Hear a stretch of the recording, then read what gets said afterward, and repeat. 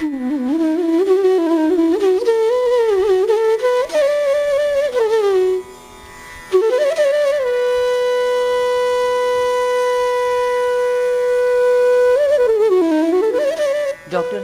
GS Jayadeva ಇವರು ರಾಷ್ಟ್ರಕವಿ G Shivarudrappa ಅವರ ಪುತ್ರ. ಮೂಲತಃ ಪ್ರಾಧ್ಯಾಪಕರಾಗಿದ್ದವರು ಸ್ವಯಂ ನಿವೃತ್ತಿ ಪಡೆದು ದೀನಬಂಧು ಎಂಬ ಮಕ್ಕಳ ಮನೆ ಕಟ್ಟಿ ನೂರಾರು ನಿರ್ಗತಿಕ ಬಡ ಮಕ್ಕಳ ಬದುಕನ್ನು ರೂಪಿಸಿದ್ದಾರೆ. ಪರಿಸರ, ವಿಜ್ಞಾನ ಸೇರಿದಂತೆ ಅನೇಕ ವಿಷಯಗಳ ಕುರಿತು ಕೃತಿಗಳನ್ನು ರಚಿಸಿದ್ದಾರೆ. 2005ರ ಪ್ರತಿಷ್ಠಿತ ಕನ್ನಡ ರಾಜ್ಯೋತ್ಸವ ಪ್ರಶಸ್ತಿ ಸೇರಿದಂತೆ ಅನೇಕ ಪ್ರಶಸ್ತಿಗಳು ಇವರ ಸಾಧನೆಗೆ ಸಂದಿವೆ. ನಾವೀಗ ಅವರ ಮಾತುಗಳನ್ನು ಕೇಳೋಣ.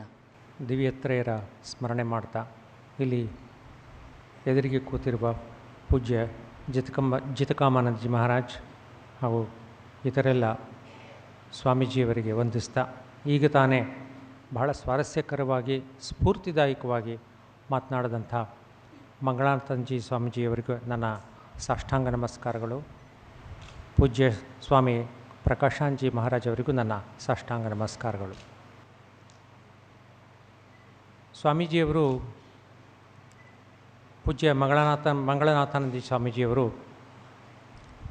ಸ್ವಾಮಿ ವಿವೇಕಾನಂದರು ಪೂರ್ವ ಮತ್ತು ಪಾಶ್ಚಾತ್ಯ ಪೌರಸ್ತ್ಯ ಮತ್ತು ಪಾಶ್ಚಾತ್ಯ ದೇಶಗಳ ಸಮನ್ವಯ ಕುರಿತಾಗಿ ಮಾತನಾಡ್ತಾ, ಸ್ವಾಮೀಜಿ ಅವರು ಅಂದರೆ ಸ್ವಾಮಿ ವಿವೇಕಾನಂದರು ಹೇಗೆ ಅನಂತ ಭಾವಮಯರು ಅನ್ನೋ ಒಂದು ವಿಶೇಷವಾದ ವಿಚಾರವನ್ನು ಮುಂದಿಟ್ಟರು. ಅದು ಸತ್ಯ. ಯಾಕೆಂದರೆ ಅನೇಕ ಕಡೆ ಅಖಂಡಾನಂದರನ್ನು ನಾನು ಓದಿಲ್ಲ, ಆದರೆ ಬೇರೆ ಬೇರೆ ಕಡೆ ಬರುತ್ತೆ ಸ್ವಾಮೀಜಿಯವರು ಎಷ್ಟು ಭಾವುಕರಾಗ್ತಿರ್ತಾರೆ. ಅಬು ಸ್ಟೇಷನ್ ರೋಡ್ ಅಂತ ಒಂದು ಜಾಗದಲ್ಲಿ ಸ್ವಾಮಿ ವಿವೇಕಾನಂದರು ಹರಿಭಾಯಿ ಅವರ ಗುರುಭಾಯಿ ಹರಿಭಾಯಿನ ಭೇಟಿಯಾಗ್ತಾರೆ. ಅಲ್ಲಿ ಹೇಳ್ತಾರೆ, ನೋಡು, ನನ್ನ ಧರ್ಮ ಅನ್ನೋದು ನೀನೇನು ಧರ್ಮ ಅಂತೀಯೋ ಅದು ನನಗೆ ಅರ್ಥನೇ ಆಗ್ತಾಯಿಲ್ಲ. ನಿಜವಾದ ಧರ್ಮ ಯಾವುದು ಅಂದರೆ ಮನುಷ್ಯನ ನೋವಿಗೆ ಸ್ಪಂದಿಸೋದೇ ಧರ್ಮ ಅಂತ ನನಗನ್ನಿಸ್ತಾ ಇದೆ. ನನ್ನ ಮನಸ್ಸೆಲ್ಲವೂ ಕೂಡ ಮನುಷ್ಯನ ನೋವಿಗೆ ಸ್ಪಂದಿಸುವ ಹೃದಯ ವೈಶಾಲ್ಯವನ್ನು ಪಡಿತಾ ಇದೆ. ನನ್ನ ಹೃದಯ ಬಹಳ ವಿಶಾಲವಾಗ್ತಾ ಇದೆ ಅನ್ನೋ ಮಾತನ್ನು ಹೇಳ್ತಾರೆ. ಸ್ವಾಮೀಜಿಯವರ ಇಡೀ ಜೀವನ ಮನುಷ್ಯನ ನೋವಿಗೆ ಸ್ಪಂದಿಸುವ ಒಂದು ಮಾದರಿಯಾಗಿತ್ತು. ಇಂಗ್ಲೆಂಡ್ನಲ್ಲಿ ಅವರು ಭಾಷಣ ಮಾಡಬೇಕಾದ್ರೆ ಅಲ್ಲಿ ಜನಕ್ಕೆ ಕೇಳ್ತಾರೆ, ನಿಮಗೆ ಬೈಬಲಿನ ಮಾತು ನೆನಪಿಲ್ವೇ? ಬೈಬಲ್ನಲ್ಲಿ ಹೇಳಿದೆ, ಏನಂತ ಹೇಳಿದೆ? ಕಣ್ಣಿಗೆ ಕಾಣುವ ನಿಮ್ಮ ಸೋದರನಲ್ಲಿ ನೀವು ದೇವರನ್ನು ಕಾಣಲಾಗದೇ ಇದ್ದರೆ, ಕಣ್ಣಿಗೆ ಕಾಣದ ಆ ಮೋಡಗಳಲ್ಲಿ ಬೆಟ್ಟಗಳಲ್ಲಿ ಇನ್ನೆಲ್ಲೋ ದೇವರನ್ನು ಹೇಗೆ ಕಾಣ್ತೀರಿ? ಯಾವಾಗ ನೀವು ಕಣ್ಣಿಗೆ ಕಾಣುವ ಮನುಷ್ಯನಲ್ಲಿ, ಪ್ರಾಣಿಗಳಲ್ಲಿ, ಪಶು ಪಕ್ಷಿಗಳಲ್ಲಿ ದೇವರನ್ನು ಕಾಣುತ್ತೀರೋ ಆವಾಗ ನೀವು ಧಾರ್ಮಿಕರಾಗಿದ್ದೀರಿ ಅಂತ ನಾನು ಹೇಳ್ತೀನಿ ಅಂತ ಒಂದು ಮಾತನ್ನು ಹೇಳ್ತಾರೆ. ಸೊ ಇದು ಸ್ವಾಮೀಜಿಯವರ ಜೀವನ ಸಿದ್ಧಾಂತ. ಹಾಗೆ ಈ ಇಡೀ ಭಾವಸಂಗಮದ ವಿಷಯ ಸಮನ್ವಯದ ನೆಲೆಗಳನ್ನು ಕುರಿತದ್ದಾಗಿರೋದ್ರಿಂದ ನಾವು ಸ್ವಲ್ಪ ಸಮನ್ವಯದ ಬಗ್ಗೆ ಪ್ರಾರಂಭ ಮಾಡಿ ಆಮೇಲೆ ವಿಜ್ಞಾನ ಮತ್ತು ಆಧ್ಯಾತ್ಮಕ್ಕೆ ಹೋಗೋಣ. ಸಮನ್ವಯದ ನೆಲೆಗಳು ಅಂತ ನಾವೇನು ಕರಿತಿದ್ದೀವಿ, ಇದು ಪ್ರಾರಂಭ ಆಗಿದ್ದು ಶ್ರೀರಾಮಕೃಷ್ಣರಿಂದ. ರಾಮಕೃಷ್ಣ ಪರಮಹಂಸರನ್ನು ನಾವು ಸಮನ್ವಯಾಚಾರ್ಯ ಅಂತ ಕರಿತೀವಿ. ಅವರ ಶಿಷ್ಯರಾದ ಸ್ವಾಮಿ ವಿವೇಕಾನಂದರು ಕೂಡ ಅದ್ಭುತವಾದ ಸಮನ್ವಯಗಳನ್ನು ತೆಗೆದುಕೊಂಡು ಬಂದರು. ಪೌರಸ್ತ್ಯ ಮತ್ತು ಪಾಶ್ಚಾತ್ಯದ ಸಮನ್ವಯ, ಪರಮಾರ್ಥ ಮತ್ತು ಲೌಕಿಕದ ಸಮನ್ವಯ, ಕರ್ಮ, ಜ್ಞಾನ, ಭಕ್ತಿ ಇವುಗಳ ಸಮನ್ವಯ, ವಿಜ್ಞಾನ ಮತ್ತು ಅಧ್ಯಾತ್ಮದ ಸಮನ್ವಯ, ಹೀಗೆ ಎಲ್ಲವನ್ನೂ ಒಂದು ಸಮನ್ವಯದ ನೆಲೆಯಲ್ಲಿ ಕಂಡು ಅದನ್ನು ಒಂದು ಅನುಭವವಾಗಿ ಪ್ರತಿಪಾದಿಸಿದರು. ಅದನ್ನು ಕೇವಲ ಅವರು ಒಂದು ತಾರ್ಕಿಕ ಮಂಡನೆ ಆಗಿರಲಿಲ್ಲ, ಅದು ಅವರ ಅನುಭವದ ನೆಲೆಯಲ್ಲಿ ಕಂಡುಕೊಂಡಂಥ ಸತ್ಯದ ಒಂದು ಅಭಿವ್ಯಕ್ತಿಯಾಗಿತ್ತು. ಇದನ್ನು ನಾವು ಅರ್ಥ ಮಾಡ್ಕೊಳ್ಬೇಕು. ಸೊ ಇದು ಅದ್ಭುತವಾದಂಥ ವಿಚಾರ. ಯಾಕೆಂದರೆ ಮನುಷ್ಯ ಕುಲ ಪ್ರಾರಂಭವಾದಾಗಿಂದ ಧರ್ಮಗಳ ನಡುವೆ ಯಾವಾಗಲೂ ವಾಗ್ವಾದ ನಡೀತಾ ಇರುತ್ತೆ. ನನ್ನ ಧರ್ಮ ಭಾಳ ಶ್ರೇಷ್ಠ, ನಿನ್ನ ಧರ್ಮ ಕನಿಷ್ಠ ಅನ್ನೋ ಮಾತಾಗಲಿ, ಅಥವಾ ಒಂದೇ ಧರ್ಮದ ಎರಡು ಪಂಗಡಗಳ ನಡುವೆ ಶಾಕ್ತರನ್ನು ಕಂಡ್ರೆ ವೈಷ್ಣವರು, ವೈಷ್ಣವರು ಕಂಡ್ರೆ ಶಾಕ್ತರು, ಅಥವಾ ಹೀಗೆ ಬೇರೆ ಬೇರೆ ಪಂಗಡಗಳ ನಡುವೆಯೇ ಎಷ್ಟೊಂದು ವಾಗ್ವಾದಗಳು ನಡೀತಾ ಇತ್ತು. ಇಂಥ ಒಂದು ಸಂದರ್ಭದಲ್ಲಿ ರಾಮಕೃಷ್ಣ ಪರಮಹಂಸರು ಎಲ್ಲವನ್ನೂ ಒಂದುಗೂಡಿಸಿದರು. ಎಲ್ಲವನ್ನು ಒಂದುಗೂಡಿಸಿ ಎಲ್ಲವನ್ನೂ ಸಮನ್ವಯದ ನೆಲೆಯಲ್ಲಿ ಕಂಡುಕೊಳ್ಳೋ ಸಾಧ್ಯತೆಯನ್ನು ಹೇಳಿದರು. ಅವರೊಂದು ಬೇಲದ ಹಣ್ಣಿನ ಒಂದು ಉದಾಹರಣೆ ಕೊಡ್ತಾಯಿದ್ರು. ನೋಡು, ಬೇಲದ ಹಣ್ಣಲ್ಲಿ ತಿರುಳು ಮಾತ್ರ ಸಾರವಾದದ್ದು, ಕರಟ ಮತ್ತು ಬೀಜ ಸಾರವಾದದ್ದಲ್ಲ ಅಂತ ತೆಗೆದಾಕ್ಬಿಟ್ರೆ ತೂಕ ಕಡಿಮೆ ಬಂದ್ಬಿಡುತ್ತೆ. ಎಷ್ಟು ಥರದ ಧರ್ಮಗಳು, ಎಷ್ಟು ಥರದ ವೈವಿಧ್ಯಮಯ ನಂಬಿಕೆಗಳು, ಒಡಂಬಡಿಕೆಗಳು ಏನೇನು ಕಾಣಿಸ್ತಾವೋ ಅವೆಲ್ಲವೂ ಕೂಡ ಅಲ್ಲಿಗೆ ಸೇರುವಂಥದ್ದು. ಹಾಗಾಗಿ ಅವ್ರು ಹೇಳ್ತಾರೆ, ಯಥೋ ಮತ್ ತಥೋ ಪತ್ ಅನ್ನೋ ಮಾತು ರಾಮಕೃಷ್ಣ ಸಂಘದಲ್ಲಿ ಬಹಳ ಮಾತಾಡ್ತೀವಿ. ಎಷ್ಟು ಮತಗಳಿದೆಯೋ ಅಷ್ಟು ಕೂಡ ಪಥಗಳು. ಸ್ವಾಮಿ ವಿವೇಕಾನಂದರು ಹೇಳ್ತಾರೆ, ಎಲ್ಲ ಧರ್ಮಗಳು ಕೂಡ ಅವು ಒಂದು ವಿಕಾಸದ ಬೇರೆ ಬೇರೆ ಘಟ್ಟಗಳಷ್ಟೇ, ಅವು ತಪ್ಪು ಸರಿ ಅಂತಲ್ಲ, ಅವೆಲ್ಲ ವಿಕಾಸದ ಘಟ್ಟಗಳು. ಅವೆಲ್ಲವೂ ಕೂಡ ಪರಿಪೂರ್ಣವಾಗಿ ವಿಕಾಸಗೊಂಡಾಗ ಅಲ್ಲಿಗೆ ಸೇರುತ್ತೆ ಅನ್ನೋ ಮಾತನ್ನು ಹೇಳ್ತಾರೆ. ಸಾಂಖ್ಯ ಫಿಲಾಸಫಿ ತೊಗೊಂಡಾಗಲೂ ಅದೇ ಮಾತು ಹೇಳ್ತಾರೆ. ಅದು ಕೂಡ ಪರಿಪೂರ್ಣವಾದ ಫಿಲಾಸಫಿ ಅಲ್ಲದೇ ಇದ್ದರೂ ಕೂಡ ಬಹಳ ಚೆನ್ನಾಗಿ ಕಟ್ಟಿದ ಮನೆ ಹಂಗಿದೆ, ಸ್ವಲ್ಪ ಕುಸರಿ ಕೆಲಸ ಮಾಡಿಬಿಟ್ರೆ ಅದು ಪರಿಪೂರ್ಣ ಆಗುತ್ತೆ. ಸ್ವಾಮೀಜಿಯ ಪ್ರಕಾರ ವೇದಾಂತ ತತ್ವವೇ ಅತ್ಯಂತ ಪರಿಪೂರ್ಣವಾದದ್ದು. ಆ ತತ್ವದ ಮಾತು ಯಾವುದಪ್ಪ ಅಂದರೆ ಏಕತೆ. ಅವ್ರು ಹೇಳ್ತಾಯಿದ್ರು, ಏಕತೆಯ ಒಂದು ತತ್ವದಿಂದಲೇ ಅನೇಕ ಹುಟ್ಟಿದೆ. ಆ ವೇದಾಂತದ ತತ್ವವೇ ಏಕತೆ. ಅವ್ರು ಹೇಳ್ತಾರೆ, ನನಗೂ ಅಮೀಬಾಕ್ಕೂ difference is only in degree, we are all the same. ಅಮೀಬಾದಿಂದ ಹಿಡಿದು ಮನುಷ್ಯನವರೆಗೆ ಏಕತೆ ಇದೆ. ಸೊ ಈ ಏಕತೆಯ ತತ್ವವನ್ನು ಆಧರಿಸಿ ಸ್ವಾಮೀಜಿಯವರು ಸಮನ್ವಯದ ನೆಲೆಯನ್ನು ಕಂಡುಕೊಂಡರು ಅನ್ನೋದನ್ನು ನಾವು ಗುರುತಿಸಬೇಕು. ಯಾಕೆಂದರೆ ಎಲ್ಲವೂ ಒಂದರಿಂದ ಬಂದಿದೆ. ಎರಡು ಅನ್ನತಕ್ಕಂಥದ್ದು ಅಜ್ಞಾನ, ಒಂದೇ ಜ್ಞಾನ, ಒಂದೇ ಸತ್ಯ ಅಂತ ಹೇಳ್ತಾರೆ. ಎರಡು ಬಂದ ಕೂಡಲೇ ಅಲ್ಲಿ ಸ್ವತಂತ್ರ ಇಲ್ಲ, ಎರಡರ ನಡುವೆ ವ್ಯತ್ಯಾಸಗಳು, ದ್ವಂದ್ವಗಳು ಬರ್ತವೆ. ಆದರೆ ಒಂದಿತ್ತು ಅಂದರೆ ಅಲ್ಲಿ ಪ್ರಶ್ನೆಯೇ ಇಲ್ಲ. ಇದೊಂದು ಸ್ವಲ್ಪ ಕ್ಲಿಷ್ಟಕರವಾದಂಥ ಒಂದು ವಿಚಾರ ಅಂತ ಇಟ್ಕೊಳ್ಳಿ. ಸೊ ಹೀಗೆ ಈ ಕಾಲದಲ್ಲಿ ಏನಾಗ್ತಾಯಿತ್ತು, ಈ ರಾಮಕೃಷ್ಣ ವಿವೇಕಾನಂದ ಚಳುವಳಿ ಅಂತ ನಾವೇನು ಕರಿತೀವಿ, ಮೂಮೆಂಟ್ ಅಂತ ಏನು ಕರಿತೀವಿ, ಅದು ಸಮನ್ವಯದ ಚಳುವಳಿಯಾಗಿತ್ತು. ಎಲ್ಲವನ್ನೂ ಸಮನ್ವಯಕ್ಕೆ ತರ್ತಕ್ಕಂಥದ್ದು. ಗತಕಾಲೀನತೆ ಮತ್ತು ಆಧುನಿಕತೆ, ಹಿಂದಿನ ಒಂದು ಪದ್ಧತಿಗಳು ಮತ್ತು ಆಧುನಿಕತೆ, ಇದೆರಡನ್ನೂ ಕೂಡ ಹಳೆಬೇರು ಹೊಸಚಿಗುರು ಕೂಡಿದರೆ ಮರಸಬಹುದು ಅನ್ನೋ ಆ ಸಮನ್ವಯತೆಯನ್ನು ಸ್ವಾಮಿ ವಿವೇಕಾನಂದರು ತರುತ್ತಿದ್ದುಂಟು. ಹಾಗೆ ಪಾಶ್ಚಾತ್ಯರಲ್ಲಿ ಏನಿತ್ತು, ಒಂದು ಸಾಂಸ್ಕೃತಿಕ ದುರಭಿಮಾನ ಇತ್ತು ಅನ್ನೋದನ್ನು ಪ್ರಭುಶಂಕರ್ ಅವರು ಗುರುತಿಸ್ತಾರೆ. ಅವರಿಗೆ ಒಂದು ಸಾಂಸ್ಕೃತಿಕ ದುರಭಿಮಾನ ಇತ್ತು. ಇದಕ್ಕೆ ಮೂಲ ಪುರುಷ ಹೆಗಲ್ನ ಚಿಂತನೆಯಿಂದ ಪ್ರಾರಂಭ ಆಗಿ ಆನಂತರ ಬಂದ ಎಲ್ಲ ಚಿಂತನೆಗಳಿಂದ ಕಾರಣದಿಂದಾಗಿ ಪಾಶ್ಚಾತ್ಯರಲ್ಲಿ ಒಂದು ಸಾಂಸ್ಕೃತಿಕ ದುರಭಿಮಾನ ಇತ್ತು ಅಂತ. ಸ್ವಾಮಿ ವಿವೇಕಾನಂದರು ಪಾಶ್ಚಾತ್ಯ ನೆಲಕ್ಕೆ ಹೋಗಿ ಅಮೆರಿಕಾ, ಯುರೋಪ್, ಎಲ್ಲ ಕಡೆಯೂ ಅವರು ಭಾಷಣ ಮಾಡಿದಾಗ ಅವರು ಭಾರತದ ನಿಜವಾದ ಸಂಸ್ಕೃತಿ ಏನು, ನಿಜವಾದ ತತ್ವ ಏನು, ನಿಜವಾದ ಫಿಲಾಸಫಿ ಏನು, ನಿಜವಾದ ರಿಲಿಜನ್ ಏನು, ಇದನ್ನು ಅನೇಕ ಲೆಕ್ಚರ್ಗಳಲ್ಲಿ ಕೊಟ್ಟರು. ಸ್ವಾಮೀಜಿಯವರು ಭಾಳ ಚೆನ್ನಾಗಿ ಹೇಳಿದರು. ಅಲ್ಲಿ ಒಂದು ಕಡೆ ಬೋರ್ಡ್ ಹಾಕಿದೆ, ಇಲ್ಲಿ ಇಷ್ಟನೇ ತಾರೀಕಿನಿಂದ ಇಷ್ಟನೇ ತಾರೀಕಿನವರೆಗೆ ಸ್ವಾಮೀಜಿಯವರು ಒಂದು ಲೆಕ್ಚರ್ಸ್ ಕೊಟ್ಟರು. ಆ ಒಂದು ಭಾಷಣಗಳ ಕಾರಣದಿಂದಾಗಿ ಅಂತರ್ಧರ್ಮೀಯ ಸಂವಾದ ಸಾಧ್ಯ ಆಯಿತು. ಇದು ಸತ್ಯ. ಯಾಕೆ ಅಂತಂದರೆ ಬ್ರಿಟಿಷ್ ಪಾರ್ಲಿಮೆಂಟ್, ಇಂಡಿಯಾ ದೇಶದ್ದಲ್ಲ, ಬ್ರಿಟಿಷ್ ಪಾರ್ಲಿಮೆಂಟ್ ಸ್ವಾಮೀಜಿಯವರ 150ನೇ ವಾರ್ಷಿಕ ಆಚರಣೆಯ ಸಂದರ್ಭದಲ್ಲಿ ಒಂದು ಠರಾವು ಪಾಸ್ ಮಾಡ್ತು ಬ್ರಿಟಿಷ್ನವರು. ಅವ್ರು ಏನು ಪಾಸ್ ಮಾಡಿದ್ರು ಠರಾವು ಅಂತಂದರೆ, ಸ್ವಾಮಿ ವಿವೇಕಾನಂದರು ಭಾರತ, ಅಮೆರಿಕಾ ಮತ್ತು ಯುರೋಪ್ಗಳಲ್ಲಿ ಸಂಚಾರ ಮಾಡಿ ಅದ್ಭುತವಾದ ಭಾಷಣಗಳ ಮುಖಾಂತರ ಅಂತರ್ಧರ್ಮೀಯ ಸಂವಾದವನ್ನು ಸಾಧ್ಯವಾಗುವಂಥ ಒಂದು ನಿಲುವನ್ನು ತೋರಿಸಿದರು. ಜೊತೆಗೆ ಹಿಂದೂ ಫೇತ್ ಅಂತ ಅವರೇನು ಕರೀತಾರೆ, ಹಿಂದೂ ಫೇತ್ನ ಸರಿಯಾದ ರೀತಿಯಲ್ಲಿ ಅರ್ಥ ಮಾಡ್ಕೊಳ್ಳೋದನ್ನು ಕೂಡ ಅವರು ಹೇಳಿದರು. ಹಿಂದೂ ಫೇತ್ನ ಹೇಗೆ ಅರ್ಥ ಮಾಡ್ಕೊಳ್ಬೇಕು, ಹಿಂದೂ ನಂಬಿಕೆ, ಹಿಂದೂಗಳ ಸಂಸ್ಕೃತಿ ಮತ್ತು ಹಿಂದೂ ಫಿಲಾಸಫಿಯ ಆಕರಗಳನ್ನು ಸರಿಯಾಗಿ ಅರ್ಥ ಮಾಡ್ಕೊಳ್ಳೋದು ಹೇಗೆ ಅನ್ನೋದನ್ನು ಸ್ವಾಮೀಜಿಯವರು ಕೊಟ್ಟರು. ಮತ್ತು ಅಷ್ಟೇ ಅಲ್ಲ, ಸ್ವಾಮಿ ವಿವೇಕಾನಂದರು ಸಾವಿರಾರು ಜನ ಯುವಕರಿಗೆ ಸ್ಫೂರ್ತಿಯಾಗಿ ಇವತ್ತು ಒಳ್ಳೆಯ ಸಮಾಜ ಸೇವೆಯನ್ನು ಕೂಡ ಮಾಡೋದಕ್ಕೆ ಅವಕಾಶ ಮಾಡಿಕೊಟ್ಟಿದ್ದಾರೆ ಅನ್ನೋ ಮಾತನ್ನು ಅವರು ದಾಖಲಿಸ್ತಾರೆ ಪಾಶ್ಚಾತ್ಯರು. ಹೀಗೆ ಪಾಶ್ಚಾತ್ಯರ ಸಾಂಸ್ಕೃತಿಕ ಅಭಿಮಾನ ಮತ್ತು ನಮ್ಮನ್ನು ಭಾರತೀಯ ಚಿಂತನೆಯನ್ನು ಬಹಳ ಕೀಳಾಗಿ ಪರಿಗಣಿಸ್ತಿದ್ರು. ಅಂಥ ಸಂದರ್ಭದಲ್ಲಿ ಸ್ವಾಮೀಜಿ ಹೀಗೆ ನಮ್ಮ ಸಾಂಸ್ಕೃತಿಕ ಗರಿಮೆಯನ್ನು ಬಹಳ ಚೆನ್ನಾಗಿ ಹೇಳಿದರು.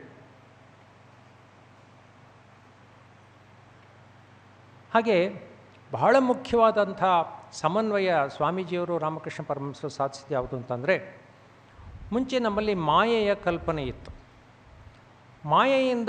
ಮಾಯೆಯ ಕಲ್ಪನೆಯ ಜೊತೆಗೆ ಮನುಷ್ಯನ ದುಃಖಕ್ಕೆ ಸಿಗಬೇಕಾದಂಥ ಒಂದು ಒಂದು ಒಂದು ರೆಕಗ್ನಿಷನ್ ಸಿಕ್ಕಿಲ್ಲ. ಅಂದರೆ ಮನುಷ್ಯನ ದುಃಖವನ್ನು ಗುರುತಿಸುವಲ್ಲಿ ನಾವು ವಿಫಲರಾಗಿಬಿಟ್ವಿ. ಆಗ ರಾಮಕೃಷ್ಣ ಮತ್ತು ಸ್ವಾಮಿ ವಿವೇಕಾನಂದರ ಸಂದರ್ಭದಲ್ಲಿ ಏನಾಯಿತು ಅಂತಂದರೆ, ಅವರು ಮಾಯೆಯನ್ನು ದಯೆಯಿಂದ ಸ್ಥಳಾಂತರಿಸಿದರು ಅಂತ ಹೇಳ್ತಾರೆ. ಸೊ ಮಾಯೆಯ ಜಾಗದಲ್ಲಿ ದಯೆ ಬಂತು.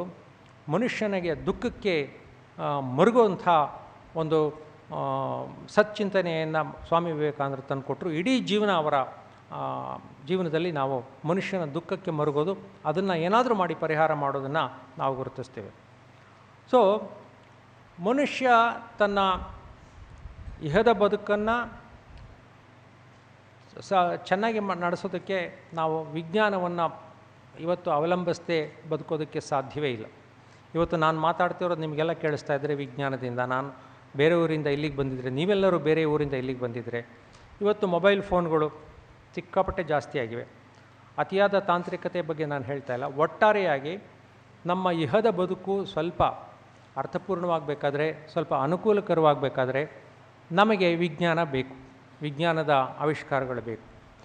ಹಾಗೆಯೇ ವಿಜ್ಞಾನ ಒಂದೇ ಇದ್ದರೆ ಸಾಕಾ ಅನ್ನೋ ಪ್ರಶ್ನೆ.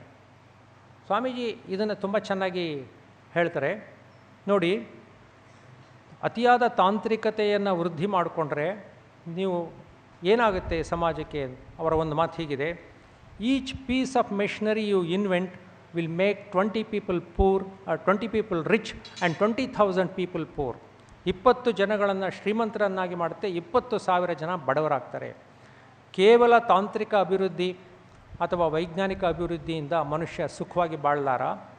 ಈ ಅರ್ಬನೈಸೇಷನ್ ಅಥವಾ ನಾಗರೀಕರಣ ಆದಿಂದಾಗಿ ಮನುಷ್ಯನಲ್ಲಿ ಆಸೆಗಳು ಜಾಸ್ತಿ ಆಗುತ್ತೆ, ಬೇಕುಗಳು ಜಾಸ್ತಿ ಆಗುತ್ತೆ. ಈ ಬೇಕುಗಳ ಹಿಂದೆ ಬಿದ್ದು ಮನುಷ್ಯ ಮತ್ತಷ್ಟು ಅಸಂತೃಪ್ತಿಯನ್ನು ಪಡಿತಾನೆ. ಆದ್ದರಿಂದ ಮನುಷ್ಯ ನಿಜವಾಗಲೂ ಸುಖವಾಗಿ ಬಾಳಬೇಕಾದ್ರೆ ಅವನಿಗೆ ಧರ್ಮ ಅನ್ನೋದು ಬೇಕು ಅನ್ನೋ ಮಾತನ್ನು ಭಾಳ ಚೆನ್ನಾಗಿ ಹೇಳ್ತಾರೆ. ಮತ್ತು ರಾಮಕೃಷ್ಣ ವಿವೇಕಾನಂದರು ಅವರ ಜೀವನದ ಗುರಿಯನ್ನು ಹೇಗೆ ಈ ಜಗತ್ತಿನ ಜನಗಳ ದುಃಖವನ್ನು ಪರಿಹಾರ ಮಾಡೋದಕ್ಕೋಸ್ಕರ ಮೀಸಲಾಗಿಟ್ಟರು ಅನ್ನೋದಕ್ಕೊಂದು ಘಟನೆ ಇದೆ. ಒಂದು ಸರ್ತಿ ಅವರಿಗೆ ನಿರ್ವಿಕಲ್ಪ ಸಮಾಧಿಯ ನಂತರ ಒಳಗಡೆ ಒಂದು ಆನಂದ ಉಕ್ತಾ ಇರುತ್ತೆ. ಆ ಆನಂದವನ್ನು ಅವರು ಭಾವಿಸ್ತಾರೆ, ನಾನು ಇಡೀ ಜೀವನ ಈ ಆನಂದವನ್ನು ಅನುಭವಿಸ್ತಾ ನಾನು ಇಲ್ಲಿ ಬದುಕಿಬಿಡಬೇಕು ಅಂತ ಬಂದು ರಾಮಕೃಷ್ಣ ಪರಮಹಂಸರ ಹತ್ರ ಹೇಳ್ತಾರೆ, ನನಗೆ ಇಂಥ ಒಂದು ನನ್ನ ಮನಸ್ಸಿನಲ್ಲೇ ಹುಟ್ಟುವಂಥ ಅದ್ಭುತವಾದ ಆನಂದ ನನಗೆ ಯಾವುದು ಅಂತ ಸಿಕ್ಕಿದೆ. ಆ ಆನಂದವನ್ನು ಅನುಭವಿಸ್ತಾ ನಾನು ಇಡೀ ಜೀವನ ನಾನು ಕಾಲ ಕಳೆದು ಬಿಡಬೇಕು, ಯಾವುದೋ ಒಂದು ಗುಹೆಯಲ್ಲಿ ಇರಬೇಕು ಅನ್ನೋ ಒಂದು ಆಸೆಯನ್ನೇ ವ್ಯಕ್ತಪಡಿಸ್ತಾರೆ. ತಕ್ಷಣ ರಾಮಕೃಷ್ಣ ಪರಮಹಂಸರು ಹೇಳ್ತಾರೆ, ನಿಂದು ಎಂಥ ಹೀನಬುದ್ಧಿ, ನೀನು ವಟವೃಕ್ಷದ ಹಾಗೆ ಬೆಳೆದಿದ್ದೀಯಾ, ನೀನು ನೂರಾರು ಜನಕ್ಕೆ ಸಾವಿರಾರು ಜನಕ್ಕೆ ತಂಪಾದ ನೆರಳಾಗ್ತೀಯಾ, ಅವರಿಗೆ ನೆರವಾಗ್ತೀಯಾ, ಅವರಿಗೆ ಸಹಾಯ ಮಾಡ್ತೀಯಾ ಅಂತ ನಾನು ತಿಳ್ಕೊಂಡಿದ್ರೆ ನೀನು ಏನು ಯೋಚನೆ ಮಾಡ್ತಾ ಇದೆಯಾ, ನೀನು ಸ್ವಾರ್ಥಿಯಾಗಿ ನಿನ್ನ ಆನಂದದಲ್ಲಿ ನೀನೇ ಮುಳುಗಿಬಿಡಬೇಕು ಅಂತ ಯೋಚನೆ ಮಾಡ್ತಿದ್ದೀಯಲ್ಲ, ತಡಿ ಮಾಡ್ತೀನಿ ನಿನಗೆ ಅಂತ ಹೇಳಿಬಿಟ್ಟು ಅವ್ರು ಹೇಳ್ತಾರೆ, ನೋಡು ತಾಯಿಗೆ ಹೇಳಿ ನಿನ್ನ ಮನಸ್ಸಿಗೆ ಬೀಗ ಹಾಕ್ಬಿಟ್ಟಿದ್ದೀನಿ, ಇನ್ನೆಲ್ಲ ಅಲ್ಲಿ ಹೋಗೋಕ್ಕಾಗಲ್ಲ ಅಂತ ಬೀಗ ಹಾಕ್ಬಿಡ್ತಾರೆ. ಆ ಕಾರಣದಿಂದ ಸ್ವಾಮಿ ವಿವೇಕಾನಂದರಿಗೆ ಅವತ್ತು ಒಂದು ದರ್ಶನ ಗೊತ್ತಾಗುತ್ತೆ, ಒಂದು ವಿಚಾರ ಗೊತ್ತಾಗುತ್ತೆ. ಏನು ಅಂದರೆ, ನನ್ನ ಜೀವನವನ್ನು ನಾನು ಇತರರಿಗೋಸ್ಕರ ಮುಡುಪಾಗಿಡಬೇಕು ಅಂತ. ಅದಕ್ಕೆ ಮೈಸೂರು ಮಹಾರಾಜರಿಗೊಂದು ಕಾಗದ ಬರೀತಾರೆ ವಿವೇಕಾನಂದರು. ಆ ಕಾಗದದಲ್ಲೇ ಹೇಳ್ತಾರೆ, he alone lives who lives for others, the rest are more dead than alive. ಯಾರು ಇತರರಿಗಾಗಿ ಬದುಕುತ್ತಾರೋ ಅವರು ಮಾತ್ರ ಬದುಕಿದ್ದಾರೆ, ಉಳಿದವರು ಬದುಕಿದ್ದು ಸತ್ತಂತೆ ಅಂತ. ಸೊ ಹಾಗೆ ಸ್ವಾಮಿ ವಿವೇಕಾನಂದರು ಮನುಷ್ಯನ ಬದುಕು ಹಸನ ಆಗಬೇಕು ಅನ್ನೋ ಉದ್ದೇಶದಿಂದ ಮಾತ್ರ ವಿಜ್ಞಾನ ಮತ್ತು ಆಧ್ಯಾತ್ಮಗಳ ಸಮನ್ವಯನ ತಂದರು. ಮತ್ತು ನಮ್ಮ ದೇಶದ ವಿಜ್ಞಾನ, ನಮ್ಮ ದೇಶದ ಜನಗಳನ್ನು ಅವರು ಏನೇನು ಹೇಳ್ತಾರೆ ಅಂದರೆ ಓರಿಯೆಂಟಲ್ಸ್ ಅಂತ ಕರೀತಾರೆ. ಓರಿಯೆಂಟಲ್ಸ್ ಆ್ಯಂಡ್ ಆಕ್ಸಿಡೆಂಟಲ್ಸ್ ಅಂತ ಎರಡು ಭಾಗ ಮಾಡ್ತಾರೆ. ಅವ್ರು ಹೇಳ್ತಾರೆ ಆಕ್ಸಿಡೆಂಟಲ್ಸ್ ಅಂದರೆ ಪಾಶ್ಚಾತ್ಯರು, ಓರಿಯೆಂಟಲ್ಸ್ ಅಂದರೆ ಪೌರಸ್ತ್ಯ ದೇಶಗಳು ಜನ, ಈ ಇಂಡಿಯಾ, ಚೀನಾ, ಇದೆಲ್ಲ ಸೇರಿಕೊಂಡು ಪೌರಸ್ತ್ಯ ದೇಶದ ಜನಗಳು. ಭಾರತ ಧರ್ಮದ ತವರು. ಇಲ್ಲಿ ಜಗತ್ತಿನ 4 ಪ್ರಮುಖ ಧರ್ಮಗಳು ಇಲ್ಲಿ ಹುಟ್ಟಿವೆ. ವಿಜ್ಞಾನದ ಆವಿಷ್ಕಾರ ತೆಗೆದುಕೊಂಡ್ರೆ ಪಾಶ್ಚಾತ್ಯರಲ್ಲಿ ಅದ್ಭುತವಾದ ವಿಜ್ಞಾನ ಡೆವಲಪ್ ಆಗಿದೆ. ಸೊ ಅವರಲ್ಲಿ ವಿಜ್ಞಾನದ ಮನಸ್ಸಿದೆ, ನಮ್ಮಲ್ಲಿ ಅಧ್ಯಾತ್ಮದ ಮನಸ್ಸಿದೆ. ಹೇಳ್ತಾರೆ ಒಂದೊಂದು ದೇಶದ ಜನಾಂಗಕ್ಕೆ ಒಂದೊಂದು ರೀತಿಯ ವಿಶಿಷ್ಟ ಶಕ್ತಿಗಳಿರ್ತವೆ. ನಮ್ಮ ದೇಶದ ಜನ ಅಂದರೆ ಓರಿಯೆಂಟಲ್ಸ್, ಅವರಿಗೆ ಏನು ಆಗ ಬಂದಿದೆ ಅಂದರೆ ಅವರು ತಮ್ಮ ಒಳಗಡೆನೇ ಸತ್ಯವನ್ನು ಹುಡುಕ್ತಾ ಇದ್ದಾರೆ. ಈ ಪಾಶ್ಚಾತ್ಯರು ಹೊರಗಡೆ ಸತ್ಯವನ್ನು ಹುಡುಕ್ತಾ ಇದ್ದಾರೆ. ಈ ಒಳಗಡೆನೇ ಸತ್ಯ ಹುಡುಕುವಂಥ ಇವ್ರನ್ನ ಇಂಟರ್ನಲ್ಸ್ ಅಂತ ಕರೆದು, ಇವರು ಇಂಟರ್ನಲ್ಸ್, ಅವರು ಎಕ್ಸ್ಟರ್ನಲ್ಸ್ ಅಂತ. ಮತ್ತು ಹೇಳ್ತಾರೆ ಇಂಟರ್ನಲ್ಸ್ ಮತ್ತು ಎಕ್ಸ್ಟರ್ನಲ್ಸು ಸತ್ಯವನ್ನು ಹುಡುಕ್ತಾ ಇದ್ದಾರೆ. ಆ ಸತ್ಯ ಅನ್ನೋದು ಒಂದೇ ಆಗಿದ್ದರೆ ಇಂಟರ್ನಲ್ಸ್ಗೆ ಬೇರೆ ಸತ್ಯ, ಎಕ್ಸ್ಟರ್ನಲ್ಸ್ಗೆ ಬೇರೆ ಸತ್ಯ ಇರೋಕ್ಕೆ ಸಾಧ್ಯನಾ? ಇಲ್ಲ. ಆದ್ದರಿಂದ ಇಬ್ಬರಿಗೂ ಕೂಡ ಒಂದೇ ಸತ್ಯ ಇರಬೇಕು. ಆ ಸತ್ಯ ಯಾವುದು ಅಂತಂದರೆ ಅದು ಏಕತೆಯ ಮೂಲದಿಂದ ಹುಟ್ಟಿದ ಸತ್ಯವೇ ಆಗಿರಬೇಕು. ನೀನು ಒಳಗಡೆನಾದರೂ ಹೋಗಿ ಹುಡುಕು ಸತ್ಯವನ್ನು, ಅಥವಾ ಹೊರಗಡೆ ಪ್ರಯೋಗಗಳಿಂದ ಮಾಡಾರು ಹುಡುಕು, ನಿನಗೆ ಸತ್ಯ ಯಾವುದು ಅಂತ ಗೊತ್ತಾಗುತ್ತೆ. ಇದು ಇನ್ನೊಂದು ಆರ್ಗ್ಯುಮೆಂಟ್ ಹೇಳ್ತಾರೆ, ಬಹಳ ಚೆನ್ನಾಗಿದೆ ಇದು. ಅವ್ರು ಹೇಳ್ತಾರೆ ಮನುಷ್ಯನಿಗೆ ವಿಜ್ಞಾನದಿಂದ ನಾವೇನೋ ಲೌಕಿಕ ಜೀವನವನ್ನು ಸುಗಮ ಮಾಡ್ಕೊಂಡಿದ್ದೀವಿ, ಆಹ್ಲಾದಕರವಾಗಿ ಮಾಡ್ಕೊಂಡಿದ್ದೀವಿ, ಭಾಳ ಅನುಕೂಲಕರವಾಗಿ ಮಾಡ್ಕೊಂಡಿದ್ದೇವೆ. ಹಾಗಾದರೆ ಆ ಕಣ್ಣಿಗೆ ಕಾಣದೇ ಇರೋ ಆ ಧರ್ಮ ಇದನ್ನು ಕಟ್ಕೊಂಡು ಏನು, ಅದನ್ನು ಯಾಕೆ ಆಲೋಚನೆ ಮಾಡಬೇಕು? ಅದ್ರ ಬಗ್ಗೆ ಯಾಕೆ ವ್ಯಸ್ತರಾಗಿ ನಾವು ಕಾಲ ಕಳಿಬೇಕು?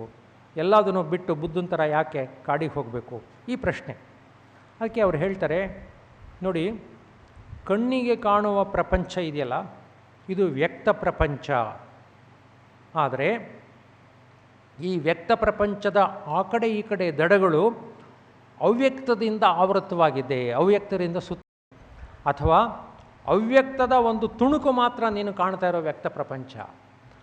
ಹಾಗಾಗಿ ಮನುಷ್ಯನಿಗೆ ಏನು ಅಂತಂದರೆ, ಅವನಿಗೆ ಯಾಕೆ ಧರ್ಮ ಬೇಕು ಅನಿಸುತ್ತೆ ಅಂತಂದರೆ, ಈ ವ್ಯಕ್ತ ಪ್ರಪಂಚದ ಮೂಲ ಅವ್ಯಕ್ತ ಇದೆಯಲ್ಲ, ಅದನ್ನು ಅರ್ಥ ಮಾಡ್ಕೊಳ್ಳೋದ್ರ ಮುಖಾಂತರ ಈ ವ್ಯಕ್ತ ಪ್ರಪಂಚವನ್ನು ಅರ್ಥ ಮಾಡ್ಕೊಳ್ಳೋಕ್ಕೆ ಸಾಧ್ಯವೇ ಹೊರತು ಕೇವಲ ವ್ಯಕ್ತ ಪ್ರಪಂಚವನ್ನು ಅರ್ಥ ಮಾಡ್ಕೊಳ್ತೀನಿ, ಅವ್ಯಕ್ತವನ್ನು ಅರ್ಥ ಮಾಡ್ಕೊಳ್ಳಲ್ಲ ಅಂದರೆ ಅದು ಸಾಧ್ಯ ಇಲ್ಲ ಅಂತ ಹೇಳ್ತಾರೆ. ಹಾಗಾಗಿ ಮನುಷ್ಯನಿಗೆ ಹೇಗೆ ಧರ್ಮ ಬೇಕಾಗಿದೆ ಅಂದರೆ, it is in every constitution of human being ಅಂತ ಹೇಳ್ತಾರೆ. ಅವನ ಪ್ರತಿಯೊಂದು ಅಣುವಿನಲ್ಲೂ ಕೂಡ ಅವನಿಗಿದೆ. ಧರ್ಮವನ್ನು ಬಿಟ್ಟು ಬದುಕಲಾರ, ಧರ್ಮವನ್ನು ಬಿಡ್ತಾನೆ ಅಂದರೆ ಅವನ ಇಡೀ ದೇಹವನ್ನೇ ಬಿಟ್ಟಂಗೆ ಅಂತ ಈ ಮಾತನ್ನು ಭಾಳ ಚೆನ್ನಾಗಿ ಹೇಳ್ತಾರೆ ಅವರು. ಸೊ ಹಾಗಾಗಿ ಧರ್ಮ ನಮಗೆ ಬೇಕೇ ಬೇಕು. ಆದರೆ ಧರ್ಮ ಕಂಡುಕೊಳ್ತಾ ಇರೋ ಸತ್ಯ ಮತ್ತು ವಿಜ್ಞಾನ ಕಂಡುಕೊಳ್ತಾ ಇರೋ ಸತ್ಯ ಎರಡಕ್ಕೂ ನಡುವೆ ಒಂದು ರೀತಿಯ ಕಾನ್ಫ್ಲಿಕ್ಟ್ ಇರೋಂಗೆ ಕಾಣಿಸ್ತಾ ಇದೆ, ಘರ್ಷಣೆ ಇರೋಂಗೆ ಕಾಣಿಸ್ತಾ ಇದೆ. ಇದು ಎಷ್ಟೋ ಸರ್ತಿ ಅದ್ರ ಮೇಲೆ ಬಾಂಬ್ ಆಗುತ್ತೆ, ಅದು ಇದ್ರ ಮೇಲೆ ಬಾಂಬ್ ಆಗುತ್ತೆ, ಆಗ್ತಾ ಇದೆ. ಇದೇ ಮಾತು ಹೇಳ್ತಾರೆ. ಸೊ ಎರಡೂ ಹಂಗಾರೆ ಬೇರೆ ಬೇರೆನಾ? ಅವ್ರು ಹೇಳ್ತಾರೆ, no, they may differ in details, but the essential parts of the science and the spirituality are the same. So ಮೂಲತಃ ನೀವು ಹುಡುಕ್ತಾ ಹೋದರೆ ಧರ್ಮ ಮತ್ತು ವಿಜ್ಞಾನದಲ್ಲಿ ಕಾನ್ಫ್ಲಿಕ್ಟ್ ಇಲ್ಲ. ಅದೆರಡೂ ಕೂಡ ಒಂದಕ್ಕೊಂದು ತುಂಬ ಚೆನ್ನಾಗಿ ಹೊಂದಿಕೆ ಆಗುತ್ತೆ. ಯಾಕೆಂದರೆ ಎರಡೂ ಒಂದೇ ಮೂಲದಿಂದ ಬಂದಿದೆ. ಇದು ಮತ್ತೆ ಮತ್ತೆ ಹೇಳ್ತೇನೆ, ಸ್ವಾಮೀಜಿಯ ವೇದಾಂತ ನಿಲುವಿನಿಂದ ಪ್ರತಿಯೊಂದು ಒಂದೇ ಮೂಲದಿಂದ ಬಂದಿದೆ ಅನ್ನೋದನ್ನ ಬಹಳ ಚೆನ್ನಾಗಿ ಹೇಳ್ತಾರೆ ಅವರು, ಅನೇಕ ಉದಾಹರಣೆಗಳ ಮುಖಾಂತರ. ಸೊ ಅವ್ರು ಹೇಳ್ತಾರೆ, ಮನುಷ್ಯನಿಗೆ ಇದು ಬೇಕೇ ಬೇಕು, ಯಾವುದು ಧರ್ಮ ಬೇಕು. ಆ ಧರ್ಮ, ಅದಕ್ಕಾಗಿ ಇಷ್ಟೊಂದು ಜನ ತಮ್ಮ ಪ್ರಾಣ ಬಿಟ್ಟು ಆ ಒಂದು ಧರ್ಮದ ಹುಡುಕಾಟದಲ್ಲಿ ಇದ್ದಾರೆ. ಹಾಗೆ ಮತ್ತೆ ಹೇಳ್ತಾರೆ, ಈ ವಿಜ್ಞಾನ ಅಂತ ನೀವೇನು ಹುಡ್ಕೊಂಡು ಹೋಗ್ತಿರಲ್ಲ, ಈ ವಿಜ್ಞಾನವೂ ಕೂಡ ಫೈನರ್ ಆ್ಯಂಡ್ ಫೈನರ್ ಡೀಟೇಲ್ಸ್, ಸೂಕ್ಷ್ಮಾತಿ ಸೂಕ್ಷ್ಮ ವಿವರಗಳಿಗೆ ಇಳಿದಾಗ, ಇವತ್ತು ಕ್ವಾಂಟಮ್ ಫಿಸಿಕ್ಸ್ ಅಂತ ಒಂದಿದೆ, ಪಾರ್ಟಿಕಲ್ ಫಿಸಿಕ್ಸ್ ಇದೆ, ಅಂಥ ಒಂದು ಸೂಕ್ಷ್ಮಾತಿ ಸೂಕ್ಷ್ಮ ಸ್ತರಗಳಿಗೆ ಇಳಿದಾಗ ಅದಕ್ಕೂ ಅಧ್ಯಾತ್ಮಕ್ಕೂ ಏನು ವ್ಯತ್ಯಾಸವೇ ಇಲ್ವೇನೋ ಹಂಗಾಗುತ್ತೆ. ಈ ಮಾತನ್ನು ಸ್ವಾಮೀಜಿ ಹೇಳ್ತಾರೆ. ನೋಡಿ, ಇದನ್ನು ಹೇಳಿದ್ದು 20 ವರ್ಷದ ಹಿಂದೆ 130 ವರ್ಷದ ಹಿಂದೆ ಸ್ವಾಮೀಜಿಯವರು ಹೇಳಿದ್ದು. 130 ವರ್ಷದ ಹಿಂದೆ ಇದನ್ನು ಹೇಳಿ ಈ ಮೆಟಾಫಿಸಿಕ್ಸ್ ಆಗ್ತಾಯಿದೆ, ಸೈನ್ಸ್ ಇಸ್ ಬಿಕಮಿಂಗ್ ಮೆಟಾಫಿಸಿಕ್ಸ್ ಅಂತ. ಸೊ ಇದು ಬಹಳ ಆಶ್ಚರ್ಯಕರವಾದಂಥ ಒಂದು ಸ್ವಾಮೀಜಿಯವರ ಅನುಭವದಿಂದ ಬಂದಂಥ ಮಾತು. ಮತ್ತೆ ಅವರು ಹೇಳ್ತಾರೆ, ಎಲ್ಲದೂ ಒಂದೇ ಮೂಲದಿಂದ ಬಂದಿದೆ. ವಿಜ್ಞಾನಿಗಳನ್ನು ತೆಗೆದುಕೊಳ್ಳಿ, ಈಗ ಕೆಮಿಸ್ಟ್ರಿ ಪ್ರೊಫೆಸರ್ಗೆ ಸ್ವಾಮೀಜಿ ಹೇಳಿದರು, ಮಂಗಳಾನಂದಜಿ ಸ್ವಾಮೀಜಿ ಕೆಮಿಸ್ಟ್ರಿ ಪ್ರೊಫೆಸರ್ಗೆ ಎಲ್ಲ ಹೇಳಿದರು ಅಂತ. ಇನ್ನೊಂದು ಮಾತು ಹೇಳ್ತಾರೆ ನೋಡಿ, ಆ ಸ್ವಾಮೀಜಿಯವರ ಇದನ್ನೇ ಓದ್ತೀನಿ ನೋಡಿ. Take the science of chemistry for instance. Chemists are seeking to resolve all known substances into their original elements, and if possible to find one element from which all these were derived. The time may come when they will find one element that is the source of all elements. Swamiji ಹೇಳ್ತಾರೆ, ಎಷ್ಟೊಂದು ಮೂಲ ವಸ್ತುಗಳಿದೆ. ಇವತ್ತು ಮೆಂಡೆಲೀವ್ಸ್ periodical table ತುಂಬ ಜನಕ್ಕೆ ಗೊತ್ತಿರುತ್ತೆ ನಿಮಗೆ. ಅದರಲ್ಲಿ 108 110 elements ಇದೆ, ಅಂದರೆ ಮೂಲ ವಸ್ತುಗಳು.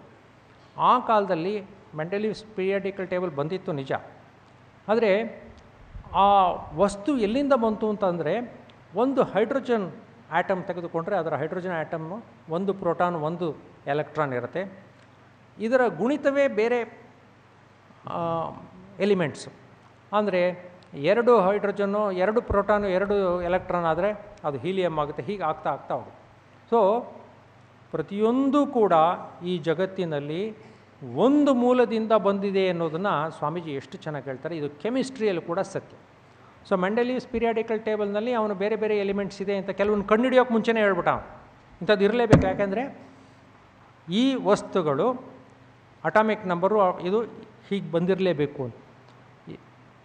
ಸ್ವಾಮೀಜಿ ಈ ಮಾತನ್ನು ಹೇಳಿದಾಗ ಅದೇ ಸಮಯದಲ್ಲಿ ಅಥವಾ ಅದರ ಕೆಲವು ವರ್ಷಗಳ ನಂತರದಲ್ಲಿ ರುದರ್ಫರ್ಡ್ ಅಂತ ಒಬ್ಬ ಸೈಂಟಿಸ್ಟು ಕೆವೆಂಡಿಷ್ ಲ್ಯಾಬೊರೇಟರಿನಲ್ಲಿ ಅಣುವಿನ ರಚನೆಯನ್ನು ಹುಡುಕ್ತಾ ಇರ್ತಾನೆ. ಅದನ್ನು ಕಷ್ಟಪಟ್ಟು ಸಂಶೋಧನೆ ಮಾಡ್ತಾ ಇರ್ತಾನೆ. ಅವನು ಕಂಡುಹಿಡಿದಿದ್ದು ಕಡೆಗೆ ಅದೇ. ಸೊ ಸತ್ಯ ಎಲ್ಲಿದೆ ಅಂತಂದರೆ ಸ್ವಾಮೀಜಿ ಒಂದು ಹೇಳ್ತಾರೆ, ಸತ್ಯ ನಿನ್ನ ಒಳಗಡೆ ಇದೆ. ನಾಲೆಡ್ಜ್, ಜ್ಞಾನ ಎಲ್ಲಿದೆ ಅಂದರೆ ನಿನ್ನ ಒಳಗಡೆ ಇದೆ. ಉದಾಹರಣೆಗೆ ನ್ಯೂಟನ್ನ ಗ್ರಾವಿಟಿ ಕಂಡುಹಿಡಿದ್ನಲ್ಲ, ಗ್ರಾವಿಟಿ ಎಲ್ಲಿತ್ತು, ಹೊರಗಡೆ ಕೂತಿತ್ತ ಅಂತ ಕೇಳ್ತಾರೆ. ನೋ, ಇಟ್ ವಾಸ್ ಇನ್ಸೈಡ್ ನ್ಯೂಟನ್ನ ಮನಸ್ಸಿನಲ್ಲೇ ಇತ್ತು. ಅವನು ತನ್ನ ಆಲೋಚನೆಯ ಕ್ರಮವನ್ನು ಸ್ವಲ್ಪ ಬದಲಿಸ್ತಾ, ತಿಳಿದಂಥ ವಿಚಾರಗಳನ್ನು ಸ್ವಲ್ಪ ಬದಲು ಮಾಡಿ ಸೇರಿಸ್ತಾ, ಆವಾಗ ಗ್ರಾವಿಟೇಷನ್ ಲಾ ಬಂತು. ಅಂದರೆ ಎಲ್ಲಿಂದ ಬಂತು? ಅದು ನಿನ್ನ ಒಳಗಡೆನೇ ಇತ್ತು. All knowledge comes from within, ಒಳಗಡೆಯಿಂದನೇ ಬರುತ್ತೆ. ಈ ಥರದ ಒಂದು ಯಾಕೆ ಹಾಗೆ ಹೇಳ್ತಾರೆ ಅಂದರೆ, ಒಂದರಿಂದ ಇದೆಲ್ಲ ಬಂದಿರತಕ್ಕಂಥದ್ದು. ಸೊ ಹಾಗಾಗಿ ಮನುಷ್ಯನಿಗೆ ಧರ್ಮ ಬೇಕೇ ಬೇಕು. ಮನುಷ್ಯ ಧರ್ಮವನ್ನು ಬಿಟ್ಟು ಇರೋದಕ್ಕೆ ಸಾಧ್ಯ ಇಲ್ಲ. ನಾನು ನನ್ನೊಂದು ಆರ್ಫನೇಜ್ ನಡೆಸ್ತಾ ಇದ್ದೀನಿ, ಒಂದು ಅನಾಥಾಶ್ರಮ ನಡೆಸ್ತಾ ಇದ್ದೀನಿ. ಎಲ್ಲ ಮಕ್ಕಳದು ಒಂದು ತುಡಿತ ಇದೆ, ಮೂಲ ತುಡಿತ. ಏನು ಅಂದರೆ, ಅವ್ರ ತಂದೆ ತಾಯಿಗಳನ್ನು ಕಳ್ಕೊಂಬಿಟ್ಟಿದ್ರೆ ಅವರು ಇಡೀ ಜೀವನ ನನ್ನ ತಂದೆ ತಾಯಿ ಯಾರು, ಅವರನ್ನು ನಾನು ತಿಳ್ಕೋಬೇಕಲ್ಲ ಅನ್ನೋ ಪ್ರಶ್ನೆಯಲ್ಲೇ ಇರ್ತಾರೆ. ಎಷ್ಟೋ ಸರ್ತಿ ಹುಡ್ಕೊಂಡು ಹೋಗ್ತಾರೆ. ಕೆಲವ್ರಿಗಂತೂ ಮಾನಸಿಕ ವ್ಯಸನಿಗಳಾಗ್ಬಿಡ್ತಾರೆ. ಸೊ ಯಾವ ಮೂಲದಿಂದ ನಾನು ಬಂದೆ ಅಂತಕ್ಕಂಥದ್ದು ನನಗೆ ಅರಿವಿಲ್ಲದೆ ಇದ್ದರೆ ಬಹಳ ಕಷ್ಟ. ನಮಗೆ ತಂದೆ ತಾಯಿಗಳು ಇದ್ದು ಅವ್ರ ಜೊತೆ ಬೆಳೆದವ್ರಿಗೆ ಈ ಪ್ರಶ್ನೆ ಬರೋದೇ ಇಲ್ಲ. ನಮ್ಗೆ ಗೊತ್ತೇ ಆಗಲ್ಲ ಇಂಥ ಸಮಸ್ಯೆ ಏನು ಅಂತ. ಸೊ ಹಾಗೆಯೇ ನಾನು ಈ ಭೂಮಿಯಲ್ಲಿ ಬಂದಿದ್ದೇನೆ, ಎಲ್ಲಿಂದ ಬಂದೆ, ಯಾಕೆ ಬಂದೆ, ಏನು ಮಾಡ್ತಾ ಇದ್ದೇನೆ, ಏನಿದರ ಅರ್ಥ, ಇದರ ಜಿಜ್ಞಾಸೆ ಮನುಷ್ಯನಿಗೆ ಬಂದೇ ಬರುತ್ತೆ. ಅದಕ್ಕೆ ಉತ್ತರ ಎಂದರೆ ನೀನು ಒಂದರಿಂದ ಬಂದೆ. ಅದಕ್ಕೆ ಸ್ವಾಮೀಜಿ ಹೇಳಿದರು, we shall lead mankind to the place where there is neither Gita nor Quran nor Bible but to a to the true religion which is oneness. ಏಕತೆ ಅನ್ನೋದೇ ನಿಜವಾದ ಧರ್ಮ. ಅಲ್ಲಿಗೆ ಕರ್ಕೊಂಡು ಹೋಗೋಣ. But we have to do it by harmony of all the three. ಅದನ್ನು ನಾವು ಹೇಗೆ ಸಾಧಿಸ್ಬೋದು ಅಂದರೆ, ಎಲ್ಲದನ್ನು ಸಮನ್ವಯಗೊಳಿಸುವ ಮೂಲಕ ಆ ಒನ್ನೆಸ್, ಏಕತೆಯ ಕಡೆಗೆ ತೆಗೆದುಕೊಂಡು ಹೋಗ್ಬೋದು. ಸೊ ಹೀಗೆ ಸ್ವಾಮೀಜಿಯವರು ಅಧ್ಯಾತ್ಮವನ್ನು ಹೇಗೆ ಜಿಜ್ಞಾಸೆಯಿಂದ ಪ್ರಶ್ನೆ ಮಾಡಿಕೊಂಡು ಅದನ್ನು ಕಂಡುಹಿಡಿತಾ ಇದ್ರು, ವಿಜ್ಞಾನವನ್ನು ಅದೇ ರೀತಿ ಜಿಜ್ಞಾಸೆಯಿಂದ ಕಂಡುಹಿಡಿತಾಯಿದ್ರು. ಅಮೆರಿಕಾದಲ್ಲಿದ್ದಾಗ ಅವರೊಂದು ಮಾತು ಹೇಳ್ತಾರೆ, ಇದು ನೋಡಿ, ಇದು ಅದ್ಭುತವಾದ ಮಾತು ನನಗೆ, ಯಾಕೆಂದರೆ ವಿಜ್ಞಾನ ನನಗೆ ಸ್ವಲ್ಪ ಚೆನ್ನಾಗಿ ಗೊತ್ತಿದೆ. ಹಾಗಾಗಿ ನನಗೆ ಆಶ್ಚರ್ಯ ಆಗುತ್ತೆ ಇವರು ಹೆಂಗೆ ಹೇಳಿದ್ದಾರೆ ಅಂತ. ಅವ್ರು ಹೇಳ್ತಾರೆ, have you ever seen force without matter and matter without force? Both are but manifestations of oneness.